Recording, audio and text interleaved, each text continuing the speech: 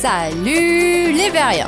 Et bienvenue dans votre émission d'actu À cœur ouvert. Et c'est au moins la 3ème émission que tu regardes et t'es toujours pas abonné toi. Allez, hop hop, un petit soutien à la chaîne, ça te coûte rien.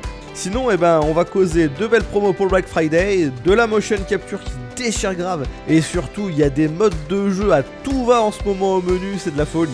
Allez, c'est parti. On démarrera cette semaine par des promos à ne pas manquer. 50 € sont offerts sur l'achat d'un Oculus Quest 128 ou 256 Go sur Amazon suite au Black Friday. Et c'est donc l'occasion de vous offrir une sangle custom gratuitement pour remplacer celle d'origine qui n'est pas exceptionnelle. HTC de son côté propose aussi des réductions sur son site et au-delà des casques, on a surtout été intéressé par l'adaptateur sans fil et la Deluxe Audio Strap qui est toujours au top niveau aujourd'hui. Enfin, la firme ProTube propose elle aussi tout un tas de promos sur la plupart de ses accessoires, c'est donc le moment de s'équiper pour une meilleure immersion en VR. On vous laisse comme toujours les divers liens en description de la vidéo pour ceux qui sont intéressés. On a également été intéressé cette semaine par la présentation d'un nouveau jeu de zombies. Le pitch du jeu est extrêmement convenu. Un virus inconnu a infecté une grande partie de la population et les zombies sont partout. Mais Réquisition se démarque un poil par le fait de devoir les tuer à l'aide de tout ce qu'on trouve à portée de main. La bande-annonce nous montre par exemple un joueur remplissant un grille-pain avec des couverts en métal pour les tirer par la suite sur les ennemis. Ce même grille-pain finissant agrippé par une ventouse et du scotch pour devenir une arme de mêlée lourde. Bon, on comprend pas trop l'utilité du scotch, mais le concept risque d'être plutôt cool en VR avec notamment 300 crafts différents pour les armes. Puis ça rappelle un peu les délires de Dead Rising. Ce qui nous rappelle des souvenirs, c'est Oculus Facebook Meta qui est accusé de vol de brevet. Il n'aura pas fallu longtemps pour que la firme Haptix, qui est la plus avancée aujourd'hui en termes de gants haptiques, vienne faire valoir ses droits. Selon eux, Meta aurait copié un certain nombre de leurs technologies. Et on ne va pas vous mentir, on ne serait pas étonné une seconde si tout ceci s'avérait exact. La firme Haptix semble en tout cas bonne joueuse puisqu'elle exprime déjà la possibilité de faire un arrangement à l'amiable et de pourquoi pas travailler avec Meta par la suite sur le projet. On a envie de dire, ces deux-là s'arrangeront bien comme ils veulent, du moment que le consommateur a un jour ses gants haptiques entre les mains et qu'il ne s'entretue pas, ça nous va. Ce sera par contre des nazis qui vont s'entretuer dans Überlaufer, puisque ce FPS procédural vous propose de jouer un nazi qui se rebelle contre son propre camp. Du coup, il est plus vraiment nazi mais résistant, non? C'est pas faux. Ça me fait penser à un truc qui a rien à voir, mais l'autre jour, j'étais en train de faire un trou dans mon mur là pour mettre mon ProTube, et d'un coup la perceuse elle a fait C'était une perceuse de marque Bosch. Vous devrez en tout cas échapper à votre incarcération en remplissant des objectifs aléatoires. Ceci consiste à collecter, détruire ou photographier divers objets dans le donjon. Un des intérêts de ce shooter procédural est de proposer un background au travers des lettres d'un ancien prisonnier. Celles-ci sont disséminées dans le donjon et permettent de découvrir son histoire. Vous retrouverez également de véritables tracts et des dossiers de la résistance allemande pendant la Seconde Guerre mondiale. Überlaufer est maintenant disponible en Early Access pour la somme de 16 €. On passera du passé aux étoiles puisque Stargazing est une expérience de réalité mixte qui envoie du lourd.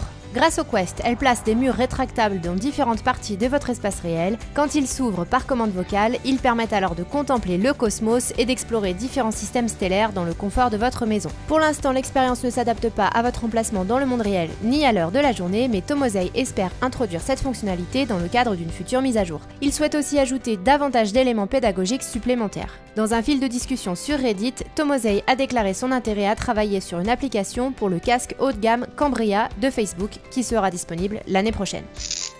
Également prévu l'année prochaine, c'est le mode Mercenaries de Resident Evil 4 VR qui est enfin confirmé sur MetaQuest 2. Le remake du jeu en VR est globalement réussi, même s'il subsiste un certain nombre de défauts. Mais ce qui manquait le plus aux fans, c'était bien ce mode bonus qui était débloquable une fois le jeu terminé. C'est un mini-jeu chronométré qui consiste à accumuler des points en tuant des ennemis avant l'arrivée d'un hélicoptère pour l'évacuation des lieux. Après la fuite d'une vidéo, il a donc été confirmé et arrivera sous forme de mise à jour gratuite. Du tout bon en somme. Allez, c'est le moment de... l'instant des contracts. Cette semaine, on a été bluffé par une technologie de cloud computing qui permet de faire de la motion capture. ZRT Face Trainer propose un niveau de technique qui est assez impressionnant et c'est par exemple compatible avec Unreal Engine et MetaHuman, l'option que nous on utilise actuellement pour l'émission. Et c'est surtout ce que vont utiliser à l'avenir plein de développeurs pour les jeux VR. Bon, le système met quand même quelques heures pour procéder au rendu et il faudra un système par abonnement qui risque de pas être donné. Donc on ne pourra pas l'utiliser pour l'émission, mais pour des projets plus sérieux, ça peut être carrément intéressant. Allez, actu suivante. Le modeur Kangar a récemment montré son dernier projet de modding. Il ajoute le support d'une interface cerveau-ordinateur sur Skyrim VR. Ce nouveau mode utilise donc votre cerveau pour recharger votre compteur de magie. C'est sans doute l'une des promesses que l'on attend le plus de la part de Steam sur son prochain Valve Decard. Gabe Newell travaillant d'après divers brevets sur ce genre de choses pour son prochain casque autonome. Le mode utilise en tout cas pour le coup ici le Muse. C'est un bandeau assez fin à 200 € environ, conçu principalement pour aider les gens à dormir, mais qui selon Kangar se glisse facilement sous son casque Valve Index. Il ne modifiera pas radicalement l'expérience de jeu, contrairement à ce que peut faire un accessoire comme Nextmind, mais c'est quand même cool de pouvoir jouer à Skyrim en VR, en partie avec son cerveau, et on a vraiment hâte de voir ce que va proposer ce type de technologie par la suite. Et par la suite, c'est le mode VR d'Hitman 3 qui vient de confirmer sa sortie sur la version PC du jeu, et son lancement est prévu pour l'année prochaine. Celui-ci arrivera en janvier et prendra en charge les contrôleurs de mouvement, sachant qu'à l'origine le mode est exclusif au PSVR et à la manette DualShock. En plus de la VR, Hitman 3 apportera également la prise en charge du ray tracing, mais aussi de nouvelles cartes, de nouveaux scénarios et de nouveaux modes seront également disponibles en 2022. Pour info, le jeu est d'ailleurs en promotion sur le store Epic à moins 60%, soit 24 €. Il coûte 5 € de moins sans être en promo pour le Black Friday, c'est Blade and Sorcery Nomad qui a enfin officialisé la fonction de modding. Les joueurs Quest pourront donc recevoir des nouvelles armes et autres joyeusetés en passant par Nexus Mod. Il y a également un petit didacticiel disponible pour installer les mods qui doivent être spécialement conçus pour cette version Quest. Warpfrog explique qu'il ne faudra pas en mettre trop en même temps sous peine de faire bugger le jeu. Et on veut bien les croire étant donné que la version Quest a déjà un certain nombre de ralentissements de base et mérite donc une mise à jour rapidement pour optimiser tout ça.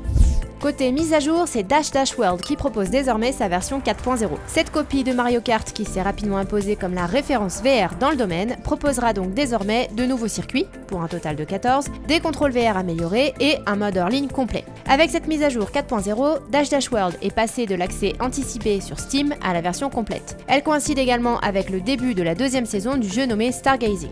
Celle-ci offre un nouvel ensemble de récompenses et de cosmétiques à débloquer. On rappelle que le titre est dispo sur quasiment toutes les plateformes et que la version PSVR du jeu est également en chantier.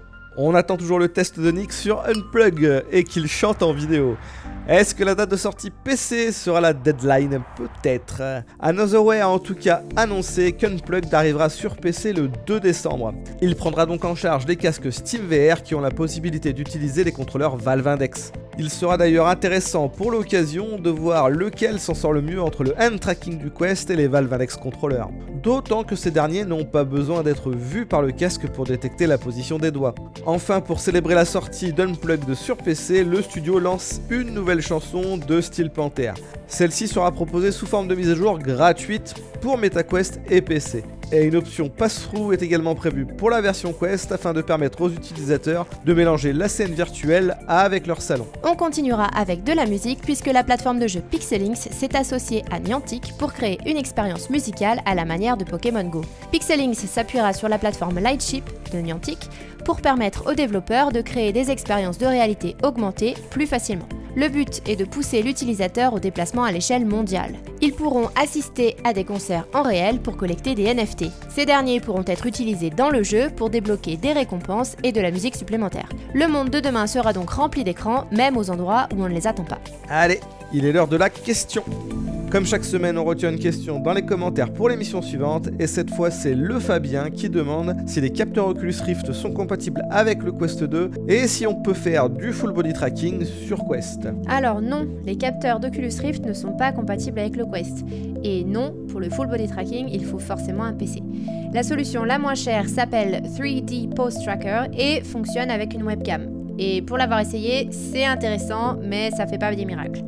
Peut-être que le prochain casque de Meta nommé Cambria apportera du nouveau sur le sujet, mais pour ça, il faudra attendre 2022 pour le savoir. Et voilà, c'est fini pour cette semaine. Comme d'hab, on compte sur vous pour un petit pouce bleu et un commentaire pour le référencement. Et on vous dit à la semaine prochaine. Ciao, ciao!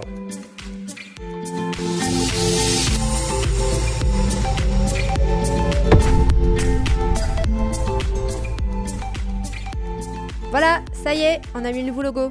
Ça avait l'air de perturber certains.